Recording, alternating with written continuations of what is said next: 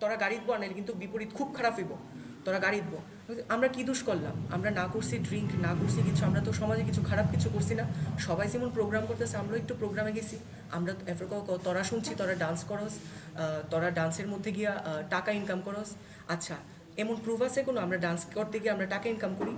আমরা সবাই আমরা হয়তোবা নারী সত্তা হ্যাঁ নিয়ে জন্মগ্রহণ করছি, ঠিক আছে, আমরা নিজেরা নারী ভাবি, কারণ আমরা হরমোনের ডিসব্যালেন্স বা আমরা নিজেরা সব প্রত্যেক সময় আমরা নিজেরা সত্তা নিয়ে অনেকটা লড়াই করি, কারণ সমাজ কোনোদিন আমরা মাইন্ডা নিছে না। বাট কিছু লোক আমরা প্রচুর সাপোর্টে আসিল, তার লিগা হয়তোবা সেখানে অনেক লোকরা সাপোর্টে কথা কইতাছিল, কিন্তু ওই দুইজন রিপোর্টার যে আসিল তারা আমরা কোনোভাবেই ইয়ে করতেছিল না। তারা আমরা কইতাছে তারা ড্রেস খুললা দেন ওইখানে, হ্যাঁ। তো পুলিশরা কী করছে, খুব ভালোভাবে আমরা নিয়ে গেছে। দুজন মহিলা পুলিশ আসিল, তারা কইতেছে তোমরা রাগ করো না, তোমরা পুরুষ পুলিশ তো তারা একটু ইয়ে করো। আমি বলছি না ম্যাম, আমরা তো কোনো দোষ নাই, আমরা শুধু কেড়ে ধরে নিতেছে। ও এখন তো লকডাউন 9টার থেকে, আমি বলছি 9টার থেকে লকডাউন, এরপর তাইলে অন্য মানুষ আছে চলতেছে, ও না চলো কিছুই তো না, হ্যাঁ ওখানে তোমরা ছেড়া দেব। তারপর নিয়ে গিয়া ওইখানে আমরা ভিতরে ঢুকাইলো ওমেন্স পিএসে ঢুকানোর পরে অনেক তারা রিপোর্টাররা এলো। রিপোর্টার আওয়ার পরে ওইখানে পশ্চিম থানার থেকে দুইজন পুলিশ আইছিল, জ্যাকেট পরানো ছিল, নামটা দেখছি না, কালো কইরা তাই নাই, হয়তো বা অফিসারই দিব। তাই না আয়া কইতাছে তারার ভিতরে কি আছে সব খুল, হ্যাঁ তারার ভিতরে যা আছে সব খুল, ব্রা আছে ব্রাটা খুল, হ্যাঁ যা আছে সব খুল, হ্যাঁ সরি আমার মানে সরি, তো যা আছে সব খুল। আমি বলছি স্যার অ্যাকচুয়ালি আপনি হয়তো বা চিনতে পারতেছেন আমরা কিন্তু নারী সত্তায়, হ্যাঁ আমরা কিন্তু নিজেরা নারী ভাবি, কারণ আমরা এলজিবিটি কমিউনিটি থেকে বিলং করি, আপনি জানেন তো এলজিবিটি আবার কিতা, হ্যাঁ তোরা সব খুল, হ্যাঁ। তাই মহিলাটা কি করছে, তোরা খুলতে পারতেছ, আমি খুলি, ওই পুলিশ মহিলাটা কি করছে, শার্টালগি মারছে, ঠিক আছে নিজের। তারপরে আমরা খুব ভয়, হ্যাঁ আমরা মানে খুব ডরাইতেছিলাম, হয়তো বা মানে আমার এখনও হাত কাঁপতেছে। তো তারা কি করছে, তারা সাথে সাথে কাইন্দা দিছে, আমি কিছু তোরা ডরাইস না, হ্যাঁ। তো তারারে কি করছে, ওই পুরুষ লোকটা খুব জোরে চর লাগাইছে সবাই, ঠিক আছে খুবই চর দিছে গালের মধ্যে, তিনজনের আমারে দিতে আইছিল, আমি মাথাটা এমনভাবে নোয়াই লাইছি, তাই না আমার পিঠের মধ্যে দিছে। তারপরে মহিলাটা কি করছে, আমরা টাইন্না খুলছে, ঠিক আছে আমরা ড্রেস খুলছে, আমি কোনোভাবেই খুলছি না, আমি ভাবছি হয় আমি ওইদিকে যদি আমার মরণ হয় আমি মরে যাবো, বাট আমি আমার ড্রেস খুলতাম না, হ্যাঁ কারণ আমি আমার সম্মানকে খুব রক্ষা করি, হয়তো বা তারা সম্মান নাই, আমার সম্মান আছে, ঠিক আছে, কারণ এত ভালগার মহিলা না আমরা, কারণ তো তারা কি করছে এমনভাবে আমার ড্রেস খুলছে। তারপরে ড্রেস খোলার পরে ওই পুরুষ লোকটা ওইদিকে দাঁড়াই আসিল, ঠিক আছে। আমি কিছু আমরা মহিলাদের সামনে কমফোর্টেবল, প্লিজ আপনারা যদি দেখতে চান আমরা অবশ্যই মানে আপনারা দেখেন, বাট এখানে জানা কোনো পুরুষ লোক আমরা থাকলে কি হয়েছে, খুল কিছুই তো না। তারপর কিছু রিপোর্টাররা ওইখানে ঢুকতেছে, ওই দুইজন যে রিপোর্টার আসছিল তাই নেওয়া ছিল, তো ঠিক আছে আমরা ভিডিও করতে পারুম ম্যাম, তারারে বাইর করে দিছে, রিপোর্টাররা বাইর করে দিছে, তারা আসিল খুব স্ল্যাং ল্যাঙ্গুয়েজ ইউজ করছে ওই পুলিশরা, ঠিক আছে। একজন পুলিশ কইছে, তার অপোজিটে আরেকজন সেম কথাটারে রিপ্লাই করে কইছে, খুবই খারাপ কথা, ঠিক আছে। তো সেটা কোয়ার মতো আমার নাই।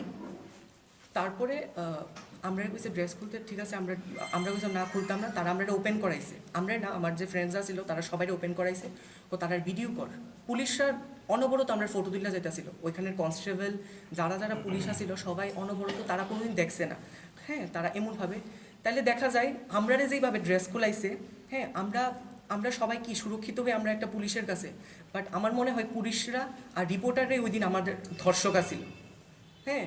কারণ আমরা এদিন তারার কাছে হয়তো বা আমরা সাপোর্টের লিগা যাই, ঠিক আছে কোনো সময় বা কোনো মেয়ে, তো তারা কি কারণে আমরা ধরছে সেটাও জানছি না, কিন্তু আমরা কি দোষ ছিল, কারণ ওইখানে তো আর আর নারীবাদী যারা নারীরা এমনভাবে মানে ধর্ষিত করা হয়, তারা তো কোনো আইনত কোনো মানে ইয়ে করা হয় না, আমরা তো কোনোই দোষ করছি না, তো আমরা শুধু তারা ড্রেস খোলা হয়েছে। আচ্ছা ভালো কথা, ড্রেস খুললা তারা কি করছে, আমরা মহিলা থানার টিকা পশ্চিম থানার মধ্যে আমরা হাঁটাই লয়ে গেছে, ঠিক আছে ড্রেস খুললা ওই সময়।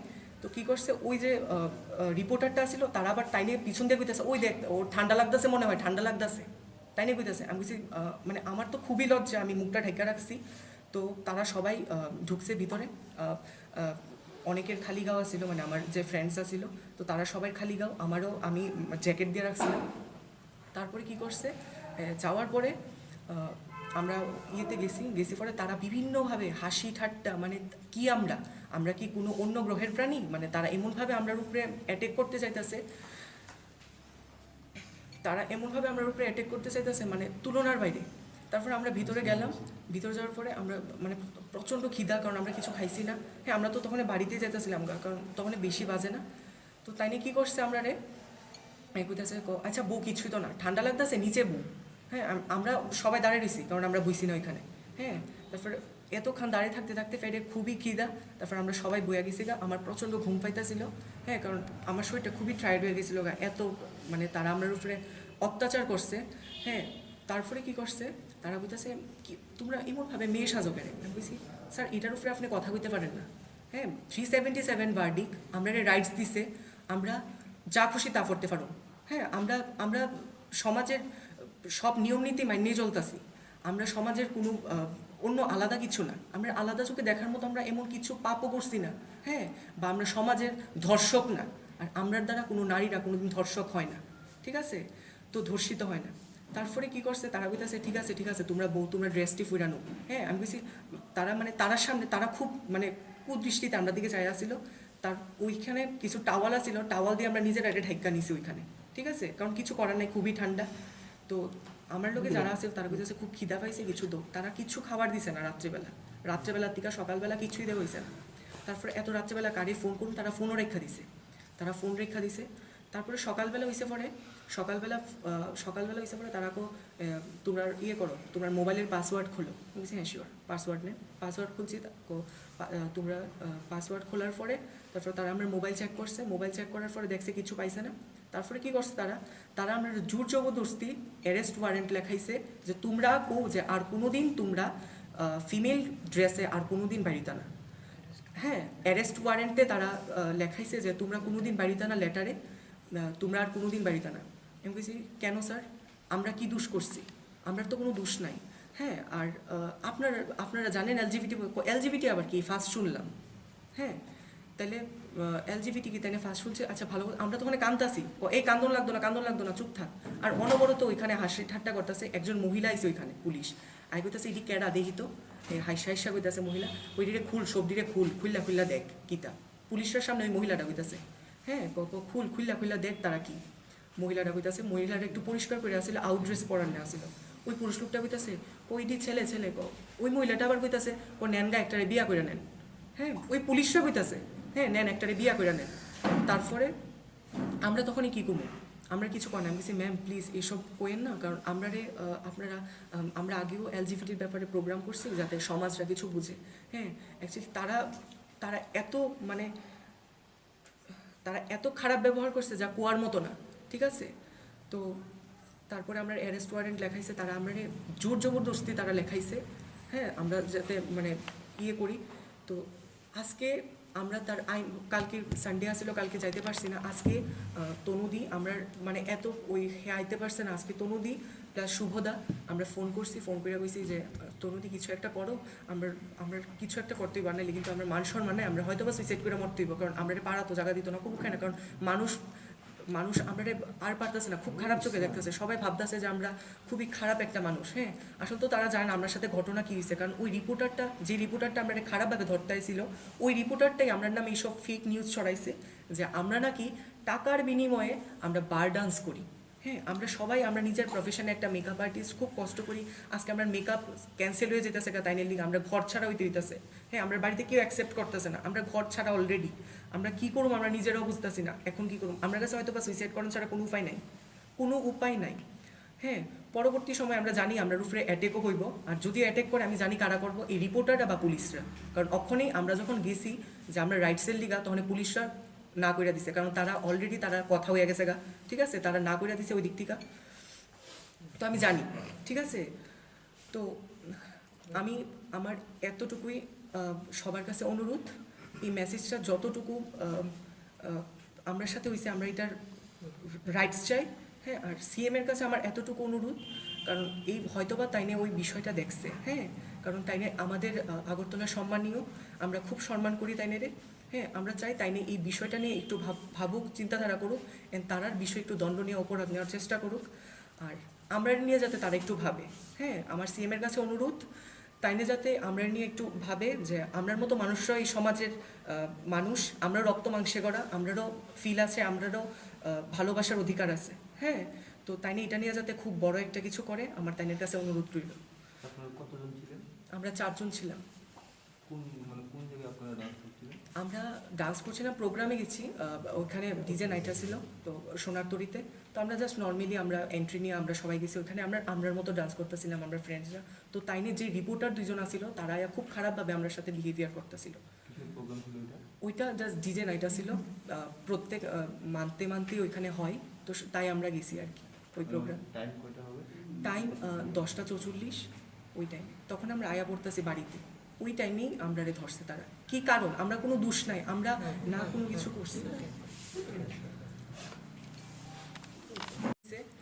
তো আমরা পুরোপুরিভাবে সাপোর্ট করছে তনুদি, শুভদা, তারা খুবই সাপোর্ট করছে। কারণ সেই সময় আমরা সাপোর্ট করার মতো কেউ আসছিল না। মানে আমরা এই অবস্থায় এই সিচুয়েশানে আসছিলাম যে আমরা কি করুম, হয়তো বা আমরা কাছে সুইসাইড করুন ছাড়া আর কোনো রাস্তায় আসছিল না। তখন হঠাৎ আমরা অ্যাকচুয়ালি 8 তারিখে আমরা সবাই প্রোগ্রাম অ্যাটেন্ড করছি, আমরা নিজের মতো করে প্রোগ্রামে গেছি এন্ট্রি নিয়ে। তো আমরা সেখানে সবাই ডান্স করতেছি, সবাই প্রোগ্রামে আসছিলাম। তখনই 2 জন রিপোর্টার, তার নামটা আমি জানি না, বাট দেখলে হয়তো বা চিন্না যাবো, তারা কি করছে আমার সাথে অশ্লীল আচরণ করার চেষ্টা করছে। আমরা ডান্স করতেছি নর্মালি, তাই না, আয়া আমরা বডিতে টাচ করতেছে বা বিভিন্ন ধরনের অনেক কিছু করার চেষ্টা করতেছে। তখন আমরা তাইনের আটকানোর চেষ্টা করলাম, বললাম বডিতে টাচ করবেন না, এইসব পছন্দ করি না, আমরা জাস্ট ডান্স করতে আইছি। তো তাইনে আমার যে ফ্রেন্ডসরা ছিল, মানে আমার সাথে সঙ্গম, তপুদা আজকে আইতে পারছে না, কারণ বাড়িতে অনেকই ভেজাল চলতেছে। কারণ হেরে হয়তো বা বাড়ির থেকে বাইরে করে দিতে পারে, বা পার্লারও বন্ধ হয়ে যেতে পারে। তো আমরা সাথে যা ছিল তার সাথেও খুব খারাপ আচরণ করার চেষ্টা করতেছিল তাইনে। তো তাইনে এটা করার পরে আমরা কারোই পাত্তা দিছি না তাইনে। তো প্রোগ্রাম শেষ প্রায় 10:44 দিকে আমরা সবাই বাইর হয়েছি, প্রোগ্রাম শেষ। ওইখানে অনেক ছেলেমেয়েরা রয়েছিল। হ্যাঁ, তো আমরা আয়া পড়তেছি বাড়িতে। মোহিনী 19+। সঙ্গম দাস,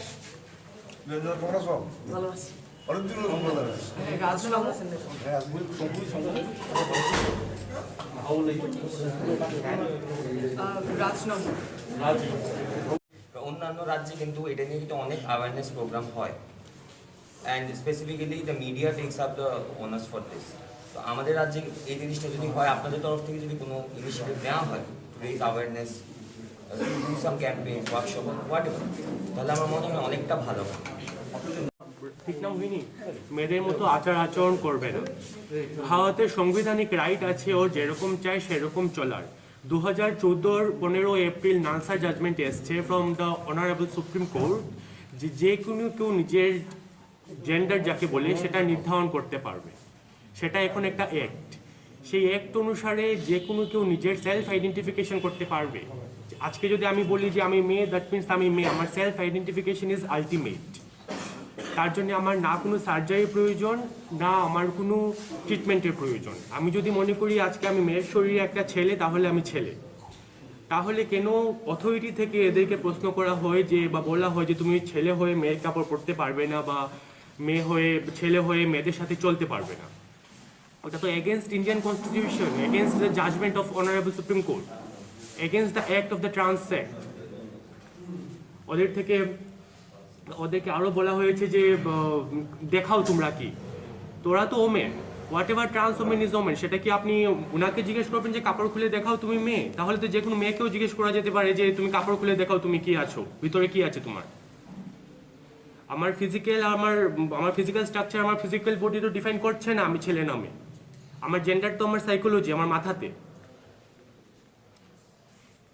উনি আমাদের লয়ার, উনি আইনগত দিকটা একটু বুঝে। জেন্ডার নন বাইনারি যারা আছেন ওদের জন্য এক আইন, আর ত্রিপুরা রাজ্যে কি আলাদা আইন? এখানে কি ট্রান্সজেন্ডার আইডেন্টিফাই করার অধিকার নেই?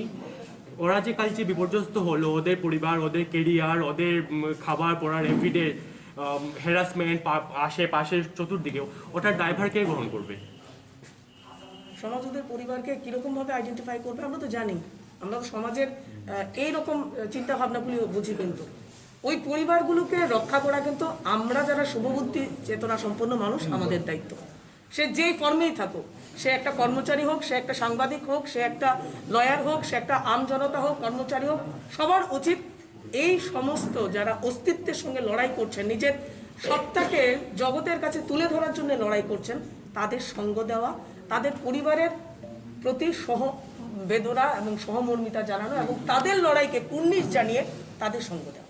এটাই আমার আইনি লড়াইয়ের পথে কোনো কিছু পদক্ষেপ নেওয়া হচ্ছে বা কোনো আপনি মানবাধিকার কথা বললেন, ন্যাশনাল হিউম্যান রাইটস কমিশন বা ন্যাশনাল ট্রান্সজেন্ডার যে নালসা অ্যাক্ট আছে তাতে কোনো হায়ার কোর্ট কোনো কোথাও কি পিটিশন করা হচ্ছে, কোনো ভাবা হচ্ছে? প্রথমত যেটা দরকার ছিল, যেটা সিম্পলি আমরা করি, আমরা হ্যারাস হলে, ভিকটিম হলে আমরা এফআইআর করি। ওরা এফআইআর করেছেন, কিন্তু কোনো কারণে এফআইআরটা নেওয়া হয়নি। আমরা আবার অন্য একটা জায়গায় আবার যাব, আমরা আবার ট্রাই করব। নেওয়া হয়নি যে কারণেই হোক, এটা আপনারা বুঝতেই পারছেন কেন নেওয়া হয়নি, এন্টারটেইন করা হয়নি ওনাদেরকে। তারা পরবর্তী স্টেপে যাবে এবং প্রয়োজন যদি পড়ে তারা পিআইএল করবেন। এই সেক্টর কিন্তু ওদের জন্য খোলা আছে। পরবর্তী স্টেপ কথা বলছি, মানে পরবর্তী স্টেপ কি হবে? মানে further attempt two file register FIR অথবা ডাইরেক্ট লিগ্যাল রিকোর্স? আমরা আমাদের মতো করে লড়াই, মানে লিগ্যাল লড়াইটা লড়বো ওদের জন্য, এবং আগামী দিন আপনারা সবাই বুঝতে পারবেন যে আমরা কোন দিকে এগোচ্ছি। এখন যারা আমাদেরকে এন্টারটেইন করছেন না, তাদের বধির কানে আওয়াজ তুলে দেওয়ার জন্য আমাদের লড়তে হবে, এটুকুই বলা। আমরা সব রকমের আইনি লড়াই লড়ব। আরেকটা কথা হলো, ত্রিপুরাতে অ্যাওয়ারনেসটা আমাদের আহ্বানে আপনারা এখানে উপস্থিত হয়েছেন বলে গতদিন যা হয়েছে সেটার সম্পর্কে একটা সঠিক আমাদের বক্তব্য আপনাদের সামনে আমরা রাখতে চাইছি। খোলাখুলিভাবে আলোচনাটা দরকার ছিল, এবং আমি যখন দেখতে পেলাম তখন আমি খুবভাবেই ব্যথিত হলাম মনে প্রাণে, যে আমি এমন একটা রাজ্যের অংশ যে অংশে শিক্ষার আলোর এত অভাব, মানুষ এত অশিক্ষিত কি করে হয়। আমি যেখানে একটা পদে আছি বা আমার যেখানে একটা দায়িত্বভার আছে, তাও এরকম একটা দায়িত্ব যেটা সমাজকে গঠন করে, ঠিক আছে, আমাদের সমাজের চতুর্থ স্তম্ভ, সেই স্তম্ভের অংশ হয়ে এই ধরনের লজ্জাজনিত কাজ কি করে একজন ব্যক্তি করতে পারে, সম্পাদন করতে পারে, আমার যে সেটা প্রশ্ন। যাই হোক, আমি সেই কারণে আমরা ধাপে ধাপে বিভিন্নভাবে আলোচনা করব এবং সবার সমক্ষে ব্যাপারটা আসুক। তাই আমি যেমনটি করে সেই ভিডিওটা ভাইরাল হয়েছে, সবার ভেতর একটা নেগেটিভ ভাব গেছে, সেইটাকে আমি পরিবর্তন করতে চাইছি পজিটিভিটির দ্বারা। আমি পজিটিভ নিয়ে হামেশা আলোচনা করি এবং মানুষকে নেগেটিভের মাঝখানেও পজিটিভ শিক্ষার জন্য রাস্তা করে দেই। আমি সবসময় বরাবরই করতে থাকি এইরকম। এবং আমি আজকের এই আলোচনা ডাকার পেছনে এটাই অর্থ ছিল যে আমরা যেন একটা নেগেটিভ যা হয়ে গেছে ওটার থেকে হয়তো মানুষের দৃষ্টিভঙ্গিটা সেই দিকে আসবে। এই নেগেটিভটাতে অনেক কিছু ভালো হয়ে গেল, যে মানুষ এইটার দিকে তাকাতে পারবে যে এই রকম মানুষরাও এই সমাজে আছে এবং তাদের ব্যথা বেদনা, তাদের ইচ্ছা আকাঙ্ক্ষা, তাদের জীবনধারাটা কীরকম হয় সেটা সম্বন্ধে জানা উচিত, এবং সেটা মানে দূরে ঠেলে দেওয়ার মতন কিছু না, সেটার পাশে দাঁড়ানোর জন্য এবং তাদের সমবেদনা একটা ভাব দেখানো, তাদের সাথে হয়ে তাদেরকেও সাথে নিয়ে এগিয়ে যাওয়াটা আমাদের কর্তব্য প্রত্যেকেরই। সেই কারণেই আমাদের এই আলোচনা। আমি আলোচনার শুরুতে পেলেন ঘটনাটা। না, উনি আসেনি, উনি মাথার চুল নাই। হ্যাঁ, আমি হয়তো ওনার দেখেছি না। ঠিক আছে, আমরা এতক্ষণ শুনলাম ওই দিনের কি ঘটনা হয়েছিল। এমনিতেও মিডিয়াতে এতই আলোচনা হয়েছে বা এতই ভিডিও দেখানো হয়েছে নেগেটিভভাবে, এটার অরিজিনাল ঘটনাটা কি বা কি হয়েছিল ওইটার সাথে কোনো মানে কানেকশনই নেই ভিডিওতে, ঠিক আছে, কাটবে না। তারপর আমার একটা কথা, আমি ভিডিওতে যা দেখতে পেলাম ওইখানে কেউ একজন উল্লেখ করছিল বারবার ছেলে হয়ে মেয়ে সাজাটা বা মেয়েদের সাথে চলাফেরা করাটা ওইটা একটা ক্রাইম। বলেন তো কোথায় আছে লেখা সেই ক্রাইমটা? আমার জানতে হবে কোন আইনে লেখা আছে, কোন সংবিধানে দেওয়া আছে, কোন জায়গাতে দেওয়া আছে, কোন ধারায় আছে, সেটা আমাকে বলতে হবে। সেই যেই ব্যক্তিই থাকুক, তা পুলিশেরই ব্যক্তি হোক আর রিপোর্টারই হোক, না জেনে এত মূর্খের মতন এত বড় একটা কথা বলে দিল। আমরা যদি ভাবি রিপোর্টাররা চতুর্থ স্তম্ভে আছে, তারা সমাজের গঠন করে, তারা সঠিক একটা সংবাদ, সত্য সংবাদ উপস্থাপন করে, মানুষের ধারণাকে তৈরি করে, সমাজকে তৈরি করে। এইরকমই কি সমাজ তৈরি হবে আমাদের? আমাদের সমাজ কি এইরকমই তৈরি হবে? মামলা নিয়েছে আপনাদের বিরুদ্ধে? হ্যাঁ, পুলিশ কোনো মামলা নিয়েছে কি? আচ্ছা, আমরা গেছিলাম ওখানে, তো ওরা নিতে চাইলো না, বললো যে এইখানে এটা নেওয়ার জায়গা না। তো কোথায় আমাদের এগেনস্টে নেয়নি, আমাদের এগেনস্টে না, ওদের থেকে একটা জাস্ট একটা লিখিত রাখলো যে তুমি ক্রস ড্রেস করতে পারবে না, ক্রস মেকআপ করতে পারবে না। এইটাও তো ওনার রাইট না। এটা অফিসার যিনি ছিলেন ওনার নামটা কি বা ওনার এটা কি দেখেছেন আপনি? অ্যাকচুয়ালি উনি জ্যাকেট পরানো ছিল। যাই হোক, আমরা এটার জন্য আমি চাইছি যে আমার এটা আবেদন এই প্রেস ক্লাবের কাছে, আপনাদের সাংবাদিক মহলের কাছে, তা চিত্র সাংবাদিক হোক বা ব্যাপারের যারাই আছে, আমি দোনো তরফেই একই রকমের আবেদন রাখছি যে এইটার একটা সুরাহা করা হোক। ঠিক আছে, যেমন করে ভাইরাল করে একটা ভিডিওকে এত নোংরানোভাবে একদম দেখানো হয়েছে, মানবিকতার তো মানে কোনো জায়গাতেই এটা ল্যাশ ফ্যাশ কিচ্ছু নেই, একদম যত নিচে নামতে পারে মানুষ তার উদাহরণ রাখলো ত্রিপুরার মিডিয়া। ঠিক আছে, আপনারা খারাপ ভাববেন না কেউ আমাকে, আমি বলতে বাধ্য হলাম কথাটা। এখন আমি দেখতে চাই আমার এই উপস্থিতিতে কতটুকু পজিটিভিটি ছড়াতে পারে ত্রিপুরা রাজ্যে, আমার সোচ্চার আওয়াজে কতটুকু মানুষ পজিটিভভাবে আমার সাড়া দেয়। আমি সবার কাছে অ্যাপিল করছি এই ব্যাপারটা নিয়ে যে যতটুকু পারুক, আওয়াজটা কতটুকু অবধি বুলন্দ হয়, কত দূর অবধি পৌঁছায়, সরকারের অবধি পৌঁছাতে পারেন কিনা আপনারা, এবং এটার সঠিক সুরাহা হয় কিনা। আচ্ছা, এটার আইনগত দিকগুলি ওরা আলোচনা করবে, আমি ওদেরকে বলছি। এটা ঠিক প্রকৃতিগত দিক থেকে সে ছেলে, কিন্তু তার মননের চিন্তনে সে জন্মসূত্র থেকেই সে যখন বুঝতে শিখেছে সে একটা মানুষ, ঠিক তখন থেকে সে নিজেকে মেয়ে হিসাবে নিজেকে তৈরি করতে চেষ্টা করেছে। স্বাভাবিকভাবে এই সমাজে এই রকম যারা একটু মানে অস্তিত্বের লড়াই করে তারা স্বাভাবিকভাবে একটা উইকার সেকশনের মধ্যেই পড়ে। তো এই উইকার সেকশনের সাথে আমাদের সমাজের যারা শিক্ষিত, অপেক্ষাকৃত, যারা বুঝে, যারা প্রশাসনিক দায়িত্বে আছেন, তাদের করণীয় কাজটা যেটা আমরা দেখলাম সোশ্যাল মিডিয়ার মধ্যে, এবং উনি একদম যথার্থ বলেছেন, নেগেটিভ ওয়েতে দেখানোর চেষ্টা হয়েছে। এটা অন্তত একজন মেয়ে হিসাবে, একজন ত্রিপুরা রাজ্যবাসী হিসাবে আমাদের লজ্জা। এবং আমি বলবো না, আমাদের রাজ্যের যে সাংবাদিক বন্ধুরা তারা প্রতিদিন এই রাজ্যকে কিন্তু সুনামের স্বাক্ষর দিয়ে গেছেন। আমি ব্যক্তিগতভাবে অনেক সাংবাদিক বন্ধুকে কিন্তু আমার কর্মজীবনের মধ্য দিয়ে খুব ভালো বন্ধুত্বের মতো করে আমি পেয়েছি, এবং তাদের চিন্তা ভাবনা কিন্তু আমি জানি তারা এত নোংরামি করতে পারেন না। জানি না ওই দিন ওই সময় একজন বা দুজন কেন এই রকমের ঘটনাটা করলেন, এটা কিন্তু সত্যি লজ্জাজনক বিষয় হয়েছে। এবং আমার মানে চিন্তায় মনে হচ্ছে যে 377 যেটা নিয়ে আমরা প্রায় সময় কথা বলি, এটা কিন্তু মূলত ওমিট করার চেষ্টা হয়েছে। এটা লিগ্যাল আর ইললিগ্যাল কোনো জায়গায় কিন্তু যাওয়া হয়নি, একটা ওমিট একটা সেকশনের মধ্যে রাখার চেষ্টা হয়েছে। কি যে কেউ যদি চায় যে আমি মেয়ে হয়ে ছেলের মতো আমি আচরণ করব, আমি একটা পার্টনার নেব, সেটা তার ব্যক্তিগত বিষয়, সেখানে কিন্তু প্রশাসন তাকে বাধা দিতে পারে না। কিন্তু এর মানে এই না যে আমি সমাজকে এটা দিয়ে নেগেটিভ একটা রেপ ইম্পোজ করব, এটাও বিষয় না। কিন্তু ওনারা যেহেতু সমাজের কোনো ক্ষতি করছেন না, তাহলে সমাজ কেন ওনাদেরকে ক্ষতিকারক বস্তু হিসাবে তুলে ধরবেন? এইটুকুনি প্রশ্ন। এবং আইনের উপরে যেটা হচ্ছে, এটা হচ্ছে মানবতা। আমি ওনারা কোন কমিউনিটি বিলং করে এটা আমার কাছে মুখ্য বিষয় না। আমি যেহেতু জুরিস্টিক সেক্টরে কাজ করি, আমার কাছে মুখ্য বিষয় হচ্ছে উনি একজন মানুষ, অ্যাজ এ হিউম্যান বিং ওনার অধিকার আছে ওনার সম্ভ্রম রক্ষা করা। ছেলেদের কি লজ্জা নিবারণের জন্য কাপড় পরে না ছেলেরা? না, ওরা নেংটু থাকে, এরকম হয়?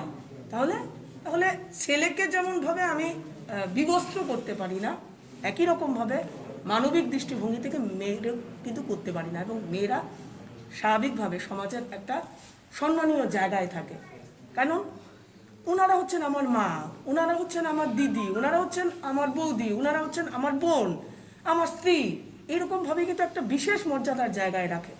ওনারা যখন বলছিলেনই যে আমি মহিলা সত্তায় বিশ্বাসী, আমার চিন্তনে মননে মহিলা বিরাজ করছে, তখন এইরকম নোংরামোটা না করলেও চলতো প্রশাসনিক স্তর থেকে। এই জন্য আমি মনে করি যে ওনারা হয়তোবা গেছেন, এফআইআর করতে চাইছিলেন, উচ্চ পদস্থ কর্মকর্তাদের কাছে গেছেন, তো স্বাভাবিকভাবে লিমিটেশন অফ মাইন্ড, আমাদের যে দৃষ্টিভঙ্গিগত সীমাবদ্ধতা কিছু কিছু মানুষের মধ্যে বিরাজ করে, সেই দৃষ্টিভঙ্গিগত সীমাবদ্ধতার দরুন তাদের অধিকার থেকে হয়তো আমরা বঞ্চিত করলাম। যারা এই দৃষ্টিভঙ্গিগত সীমাবদ্ধতার মধ্যে আছেন, আমিও অনুরোধ করব যে আইনটা কি ওদের জন্য স্পেসিফিক করে বলুন, আইনটা কি ওদেরকে রক্ষা করবে, মানে ট্রান্সজেন্ডার হিসেবে না, অ্যাজ এ হিউম্যান বিং তাদের জন্য তারা কি আইনের দ্বারস্থ হতে পারে, না আপনারা কয়েকজন মূর্খের স্বর্গে যারা বাস করছেন প্রশাসনের স্তরে আছেন ওনারা ঠিক করবেন যে আপনাদের দৃষ্টিভঙ্গিগত সীমাবদ্ধতার মধ্যে আটকে যাবে তাদের রাইট। এই জন্যই সমস্ত ভারতবর্ষের জন্য